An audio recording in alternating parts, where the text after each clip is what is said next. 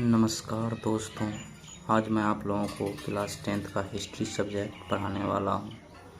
पहला है यूरोप में राष्ट्रवाद। ये सिलेबस में आप लोगों को पहले भी रूबरू करवा दिया था कि सबसे पहले स्टेप बाय स्टेप सभी चैप्टर हम लोग क्लास 10th का हिस्ट्री सब्जेक्ट को की ओर रू करेंगे।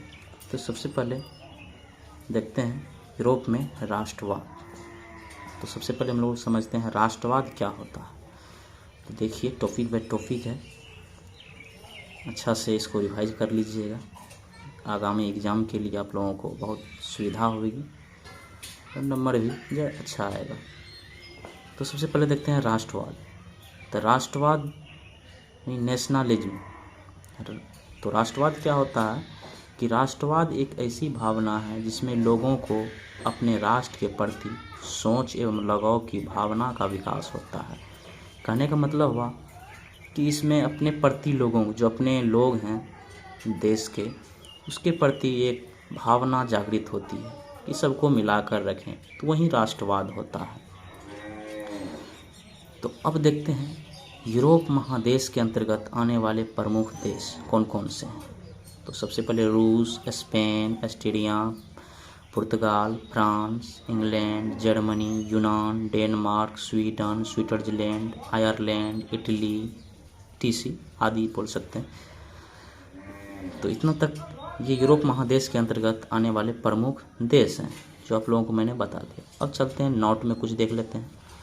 तुर्की या टर्की भी बोल सकते हैं, एक ऐसा देश है जिसका विस्तार एशिया एवं यूरोप दोनों महादेश में है।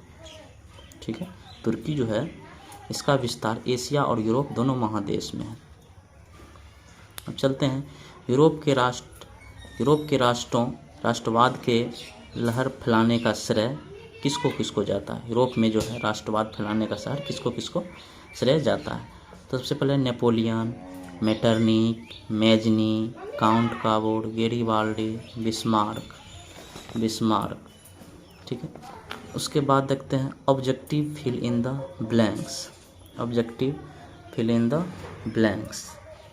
नंबर 1 इटली एवं जर्मनी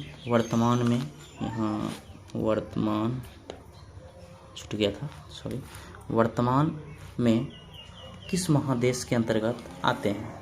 तो इसका आंसर होगा यूरोप। आगे देखते हैं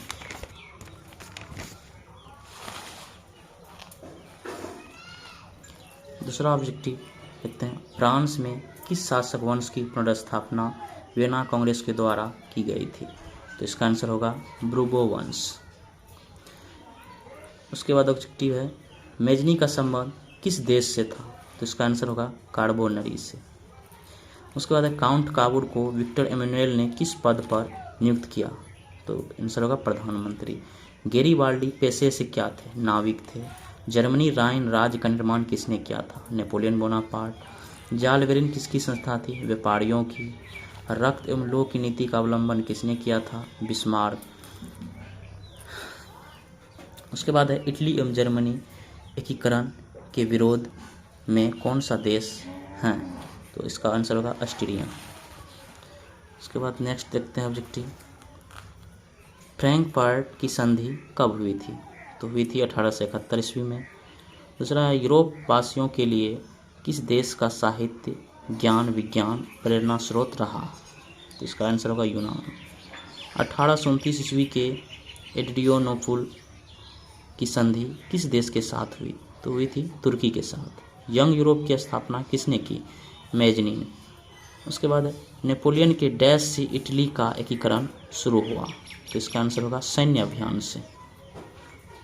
उसके बाद वेटिकन सिटी डैश का शासन बना रहा। तो होगा पोप। सोडोवा का युद्ध डैश एवं डैश के बीच हुआ था। इसका आंसर होगा ऑस्ट्रिया एवं पर्सा के बीच। नेक्स्ट है गेरिबाल्डी ने डैश नामक सेना का गठन किया था। तो होगा रेड शर्ट। उसके बाद है लाल कुर्ती वाले का गठन डैश ने किया था। तो आंसर होगा गेरिबाल्डी। कुछ देखिए मिलान भी हैं, तो मिलान को देख लेते हैं। मेजनी, तो इसमें मिलान करना है कि मेजनी का संबंध किससे था। तो मेजनी का संबंध था एक का ग, राजनीति से, यहाँ भी देख सकते हैं, एक का ग, राजनीति से। उसके बाद हिगेल, हिगेल का संबंध किससे था? तो हिगेल का संबंध था दार्शनिक विस्मार्क, यहाँ छूट गया था, विस्मार्क का संबंध किससे था? इसका कह सकते हैं 3 का घ है, जर्मन चांसलर थे ये, विक्टर इमैनुअल क्या थे? देखते हैं, इटली के थे, ठीक है। उसके बाद एक और मिलान करें, वियना सम्मेलन हुई थी 1815 ईस्वी में। मेटरनिक युग हुआ था, मेटरनिक युग जो थे ये संबंध है 1848 ईस्वी, ठीक है। इटली का एकीकरण हुआ था 1871 में। सेडोन का युद्ध हुआ था 1970 में। आप लोग अच्छा तरह से रिवाइज कर लीजिएगा।